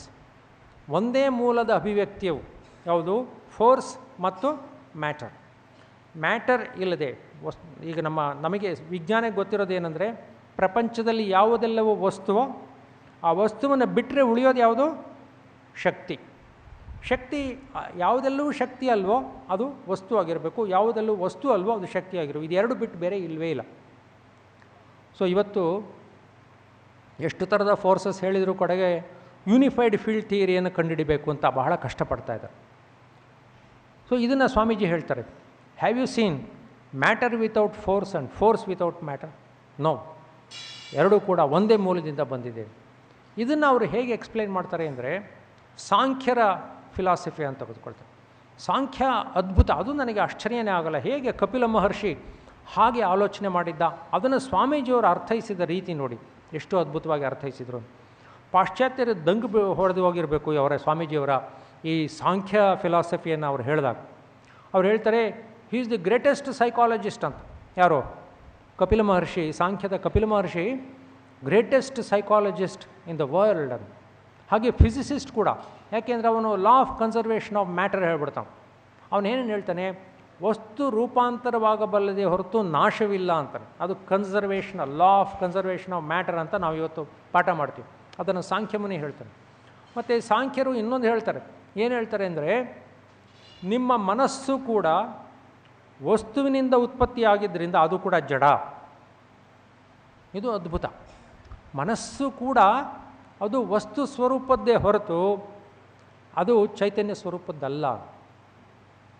So ಇದು ರಾಮಕೃಷ್ಣ ಪರಮಹಂಸರಿಗೆ ಒಂದು ದರ್ಶನ ಆಗುತ್ತೆ. ಒಂದು ಸರ್ತಿ ಹೋಗ್ತಾ ಇರ್ತಾರೆ, ಗಿಡಗಳೆಲ್ಲ ಫುಲ್ ತುಂಬ ಹೂ ಬಿಟ್ಟಿರುತ್ತೆ. ಆ ಹೂ ಬಿಟ್ಟು ಈ ಪ್ರಕೃತಿ ಚೈತನ್ಯಮಯ ಕಾಣಿಸ್ತಾ ಇರುತ್ತೆ. ಆ ಕ್ಷಣದಲ್ಲಿ ರಾಮಕೃಷ್ಣರಿಗೆ ಒಂದು ಅನುಭವ ಆಗುತ್ತೆ. ಆ ಅನುಭವ ಏನಂದರೆ, ಇಲ್ಲಿ ಜಡ ಅನ್ನೋದು ಇಲ್ಲವೇ ಇಲ್ಲ, ಎಲ್ಲ ಚೈತನ್ಯ, ಎಲ್ಲವೂ ಚೈತನ್ಯಮಯ. ಸೊ ಇದನ್ನು ಸ್ವಾಮೀಜಿ ಹೇಳ್ತಾರೆ, ಸಾಂಖ್ಯರು ಹೇಳ್ತಾರೆ. ಆ ಸಾಂಖ್ಯರು ಹೇಳಿದ್ದನ್ನು ವಿವೇಕಾನಂದರು ಇಷ್ಟು ಚೆನ್ನಾಗಿ ಇಂಟರ್ಪ್ರಿಟೇಷನ್ ಮಾಡ್ತಾರೆ. ಅವ್ರು ಹೇಳ್ತಾರೆ, Sankhya Kapila Maharshi greatest psychologist in the world ಅಂತ. ಮತ್ತು ಇನ್ನೊಂದು ಇದೆ, ಈ ಸ್ವಾಮೀಜಿಯವರು ಅಮೆರಿಕಕ್ಕೆ ಹೋದಾಗ ಈ ಮ್ಯಾಟರ್ ಆ್ಯಂಡ್ ಫೋರ್ಸ್ ಎರಡೂ ಒಂದೇ ಮೂಲದಿಂದ ಬಂದಿದೆ ಅನ್ನೋದನ್ನು ತಿಳ್ಕೊಳ್ಳೋಕ್ಕೆ ಅಲ್ಲೊಬ್ಬ ದೊಡ್ಡ ವಿಜ್ಞಾನಿ ಇರ್ತಾನೆ, ಅವನ ಹೆಸರು ನಿಕೋಲಾಸ್ ಟೆಸ್ಲಾ ಅಂತ. ಆ ಟೆಸ್ಲಾನ ಭೇಟಿ ಆಗ್ತಾರೆ. ಭೇಟಿಯಾದಾಗ ಫಸ್ಟು ಅವನು, ಇವರಿಗೆ ಟೈಮ್ ಇಲ್ಲ ನನಗೆ, ನನ್ನ ಲ್ಯಾಬ್ರೇಟ್ರಿಗೆ ಬನ್ನಿ, ಅಲ್ಲಿ ಮಾತಾಡ್ತೀನಿ ಅಂತ ಹೇಳಿದಾನೆ. ಅಲ್ಲಿಗೆ ಹೋಗ್ತಾರೆ ಹುಡ್ಕೊಂಡು ಇವರು, ಅವನ ಹತ್ರ ಮಾತಾಡಿಸ್ಲೇಬೇಕು ಅಂತ. ಆ ಟೆಸ್ಲಾ ಹತ್ರ ಮಾತಾಡ್ತಾರೆ. ಈ ವಸ್ತು ಮತ್ತು ಶಕ್ತಿ ಎರಡೂ ಇಂಟರ್ ಕನ್ವರ್ಟಿಬಲ್, ಒಂದೇ ಮೂಲದಿಂದ ಬಂದಿದ್ದು, ಎರಡೂ ಪರಸ್ಪರ ವಿನಿಮಯ ಆಗಬಲ್ಲದು ಅನ್ನೋದನ್ನು ನೀನು ಪ್ರೂವ್ ಮಾಡೋಕ್ಕಾಗತ್ತಾ ಅಂತ ಕೇಳ್ತಾರೆ. ಅವನು ಆಗೋದಿಲ್ಲ ಅಂತ ಹೇಳ್ತಾನೆ. ಆದರೆ ನಿಜವಾಗ್ಲೂ ಪ್ರೂವ್ ಆಗಿದ್ದು ಐನ್ಸ್ಟೈನ್ ಬಂದು ಶಕ್ತಿ ಮತ್ತು ವಸ್ತು ಎರಡೂ ಪರಸ್ಪರ ವಿನಿಮಯ ಆಗಬಲ್ಲದು ಅಂತ. ಮತ್ತೊಂದು ಐನ್ಸ್ಟೈನ್ ಹೇಳಿದ್ದು, ಕಾಲ ಮತ್ತು ದೇಶವು ಕೂಡ ಅಬ್ಸಲ್ಯೂಟ್ ಅಲ್ಲ. ಈ ಸ್ಪೇಸ್ ಅಂತ ಏನು ಹೇಳ್ತೀವಿ, ಆಕಾಶ, ಸಾಂಖ್ಯರು ಹೇಳ್ತಾರೆ ಅದನ್ನು, ಆಕಾಶ ಅಬ್ಸಲ್ಯೂಟ್ ಅಲ್ಲ ಅನ್ನೋದನ್ನು ಸಾಂಖ್ಯರು ಹೇಳ್ತಾರೆ. ಅದು ಕೂಡ ಸೃಷ್ಟಿಯಾಗುತ್ತೆ. ಸೊ ಐನ್ಸ್ಟೈನ್ ಅದನ್ನು ಪ್ರೂವ್ ಮಾಡ್ತಾನೆ. ಇವತ್ತು ಗ್ರಾವಿಟೇಷನಲ್ ವೇವ್ಸ್ ಬಗ್ಗೆ ನಾವು ಸಂಶೋಧನೆ ಮಾಡಿ ಗ್ರಾವಿಟೇಷನಲ್ ವೇವ್ಸ್ ಬಗ್ಗೆ ಹೇಳ್ತೀವಿ. ಸೊ ಹೀಗೆ ಅನೇಕ ಅದ್ಭುತ ವಿಚಾರಗಳನ್ನು ಸ್ವಾಮೀಜಿ ಹೇಳಿದರು. ಜೊತೆಗೆ ಸ್ವಾಮೀಜಿ ಸೈಕಾಲಜಿ ಬಗ್ಗೆನೂ ಮಾತಾಡ್ತಾರೆ. ಸ್ಪಿರಿಚುವಲ್ ಸೈಕಾಲಜಿ ಅಂತ.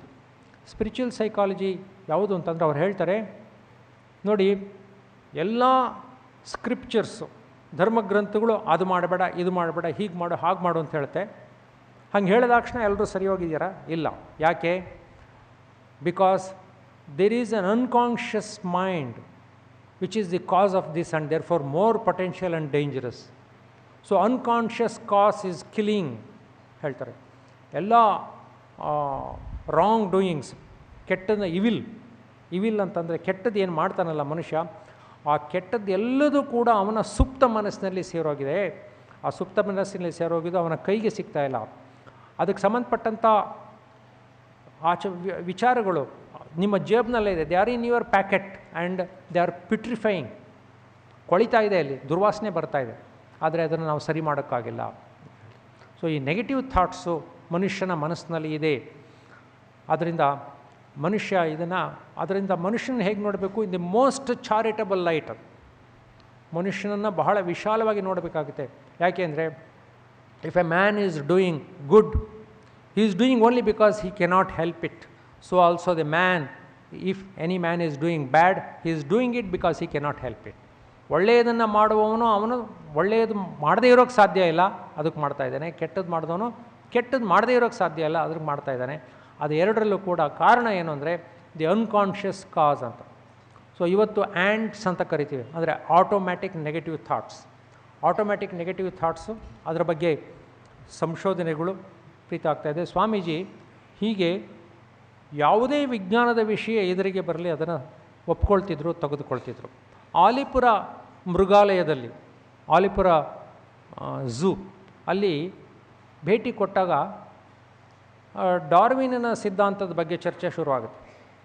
ಸ್ವಾಮೀಜಿಯವರು ಏನು ಹೇಳ್ತಾರೆ ಗೊತ್ತಾ, ಡಾರ್ವಿನ್ನ ಸಿದ್ಧಾಂತ ಪ್ರಾಣಿ ಪ್ರಪಂಚಕ್ಕೆ ಸರಿ, excess of over production, competition, ಆಮೇಲೆ natural selection, survival of the fittest, ಇದು ಡಾರ್ವಿನ್ನ ಸಿದ್ಧಾಂತ.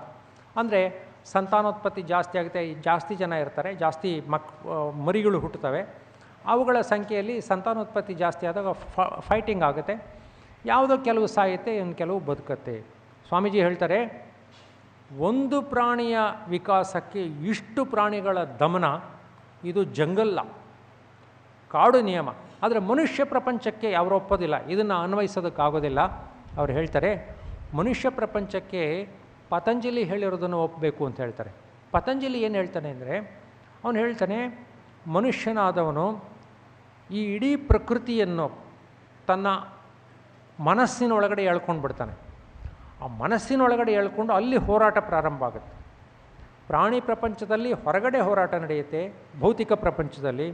ಆದರೆ ಮನುಷ್ಯನ ವಿಚಾರಕ್ಕೆ ಬಂದಾಗ ಈ ಇಡೀ ಪ್ರಕೃತಿಯನ್ನು ತನ್ನ ಮನಸ್ಸಿನೊಳಗಡೆ ಹೇಳ್ಕೊಳ್ತಾನೆ, ಮನಸ್ಸಿನೊಳಗಡೆ ಹೋರಾಟ ನಡೆಯುತ್ತೆ, ಹೋರಾಟದಿಂದ ಅವನ ಪ್ರಗತಿ ಆಗುತ್ತೆ, ಹಾಗೆ ಮನುಷ್ಯನ ವಿಕಾಸ ಆಗುತ್ತೆ.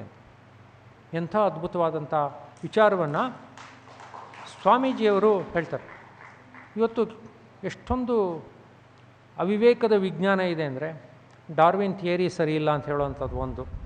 ಅಥವಾ ಮೈಸೂರು ಯೂನಿವರ್ಸಿಟಿಲೇ ಯಾರೋ ಒಬ್ಬರು ವಿಜ್ಞಾನಿ ಒಂದು ಸಂಶೋಧನಾ ಪ್ರಬಂಧ ಮಂಡಿಸಿದರು. ಅವ್ರು ಹೇಳಿದರು, ಶಂಖ ಓದಿದರೆ ನಿಮ್ಮ ಬಿಳಿ ಕೂದಲು ಕಪ್ಪಗಾಗುತ್ತೆ. ಯಾವ ಥರ ವಿಜ್ಞಾನ ಇದು? ಶಂಖ ಓದಿದರೆ ಬಿಳಿ ಕೂದಲು ಕಪ್ಪಗಾಗುತ್ತೆ? ಅಥವಾ ಪುಷ್ಪಕ ವಿಮಾನಗಳಿದ್ದು ನಮ್ಮ ದೇಶದವರೆಲ್ಲ ಹಾರಾಡ್ತಾಯಿದ್ರು ಆಕಾಶದಲ್ಲಿ. ಸ್ವಾಮೀಜಿ ಹೀಗೆ ಒಂದನ್ನು ಕೂಡ ಹೇಳಲಿಲ್ಲ. ಅವ್ರು ಯಾರೋ ಒಬ್ಬ ಯುವಕ ಬಂದು ಸ್ವಾಮೀಜಿನ ಕೇಳ್ತಾನೆ, ನನಗೆ ಜ್ಯೋತಿಷ್ಯ ಮತ್ತು ಹಸ್ತ ಸಾಮುದ್ರಿಕೆ ಬಗ್ಗೆ ನಿಮ್ಮ ಅಭಿಪ್ರಾಯ ಏನು ಅಂತ ಕೇಳ್ತಾನೆ. ಸ್ವಾಮೀಜಿ ಹೇಳ್ತಾರೆ, ಅಯ್ಯ ನೀನು ಯುವಕ, ಮೈಯಲ್ಲಿ ಶಕ್ತಿ ಇದೆ. ಹಸ್ತ ಸಾಮುದ್ರಿಕೆ ಮತ್ತು ಜ್ಯೋತಿಷ್ಯಕ್ಕೆ ಹೋಗೋರು ದುರ್ಬಲ ಮನಸ್ಸಿನವರು, ದುರ್ಬಲರು, ವಯಸ್ಸಾದವರು ಹೋಗ್ತಾರೆ.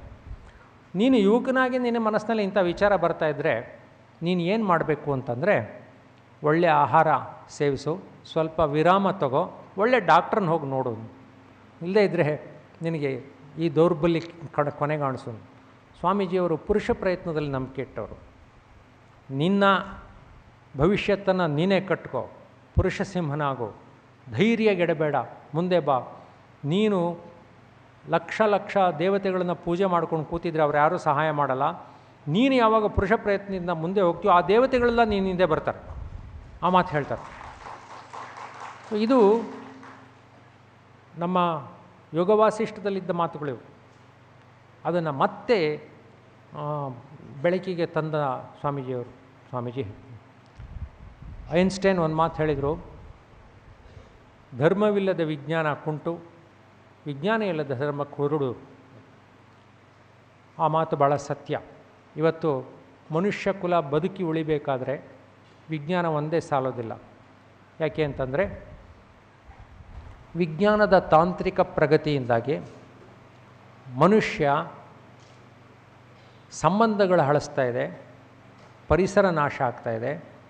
ಆದರೆ ಅವನಿಗೆ ಪರಸ್ಪರ ಗೌರವಿಸುವ ಮತ್ತು ತಾನೂ ಬದುಕಿ ಮತ್ತೊಬ್ಬರು ಬದುಕೋದಕ್ಕೆ ಅನುವು ಮಾಡಿಕೊಡುವ ಒಂದು ಸಂಯಮ ಇಲ್ಲ. ರಾಮಕೃಷ್ಣ ಪರಮಹಂಸರ ಸಂದೇಶ ಈ ಜಗತ್ತಿಗೆ ಸಂಯಮದ ಸಂದೇಶ. ಅತಿಯಾಗಿ ವಿಷಯ ಲೋಲುಪತೆಯಲ್ಲಿ ಮಗ್ನರಾಗಬೇಡಿ, ಸಂಯಮವನ್ನು ನೀವು ಆಚರಿಸಿ, ಸಂಯಮದಿಂದ ನೀವು ಈ ಬದುಕನ್ನು ಬದುಕಿ ಅನ್ನೋದು ಅವರ ಜೀವನದ ಸಂದೇಶ. ಆ ಸಂದೇಶವನ್ನು ಸ್ವಾಮೀಜಿಯವರ ಜೀವನದಲ್ಲೂ ಬಹಳ ವೈಜ್ಞಾನಿಕವಾಗಿ ವಿವರಿಸಿದ್ದಾರೆ.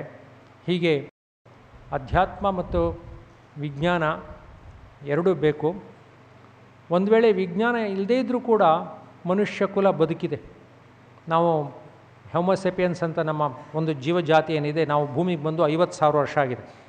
50,000 ವರ್ಷದಿಂದ ಬದುಕಿದ್ದೀವಿ ನಾವು. ವಿಜ್ಞಾನ ಇರಲಿಲ್ಲ ಅವಾಗ. ಆದರೆ ಧರ್ಮ ಇಲ್ಲದೆ ಮನುಷ್ಯರು ಬದುಕೋಕ್ಕೆ ಸಾಧ್ಯ ಇಲ್ಲ. ಅದು ತುಂಬ ಚೆನ್ನಾಗಿ ಕಾಣಿಸ್ತಾ ಇದೆ. ಹಾಗಾಗಿ ವಿಜ್ಞಾನವನ್ನು ಧರ್ಮವನ್ನು ಎರಡನ್ನೂ ಒಂದು ಸಮತೋಲನದಲ್ಲಿ ತೆಗೆದುಕೊಂಡು ಹೋಗಬೇಕು. ಇದು ಇವತ್ತಿನ ಬಹಳ ವಿಶೇಷ.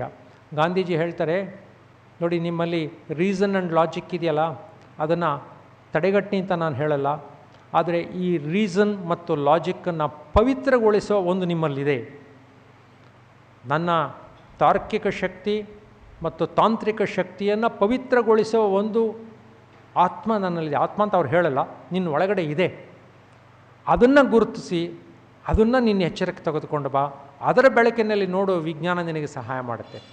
ಯಾವಾಗ ನೀನು ನಿನ್ನ ಬುದ್ಧಿಶಕ್ತಿಯನ್ನು ಪವಿತ್ರಗೊಳಿಸಲ್ವೋ ಆವಾಗ ನಮ್ಮ ಅವನತಿ ಶತಸಿದ್ಧ ಅಂತ ಹೇಳಿ ಇವತ್ತು ಈ ಸಭೆಯಲ್ಲಿ ಮಾತನಾಡೋದಕ್ಕೆ ಅವಕಾಶ ಕೊಟ್ಟಂಥ ಪೂಜ್ಯ ಸ್ವಾಮೀಜಿಯವರೆಲ್ಲರಿಗೂ ಹೊಂದಿಸ್ತಾ, ಸಾವಧಾನದಿಂದ ಕೇಳಿದೆ ನಿಮಗೂ ಹೊಂದಿಸ್ತಾ ನನ್ನ ಮಾತನ್ನು ಮುಗಿಸ್ತೇನೆ. ನಮಸ್ಕಾರ.